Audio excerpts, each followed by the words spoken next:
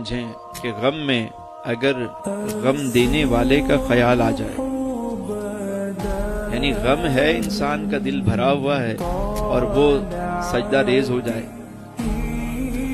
جو غم رب سے قریب کر دے وہ غم کہاں ہے، خوشی ہے۔ جو امیری رب سے قریب کرے وہ امیری اچھی، اور جو غریبی رب سے قریب کر دے وہ غریبی اچھی۔ جو چیز بھی رب سے قریب کر دے وہ شے اچھی، جو چیز آپ کو رب سے دور کر دے وہ بری ہے۔ سیدنا امام علی مقام سیدنا امام حسین رضی اللہ تعالیٰ عنہ فرماتے ہیں، آپ فرماتے ہیں کہ اے اللہ، اگر میں ساری کائنات پالوں اور تجھے کھو دوں تو میں نے کیا پایا،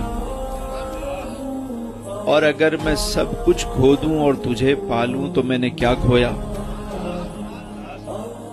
بات سمجھ میں آتی ہے؟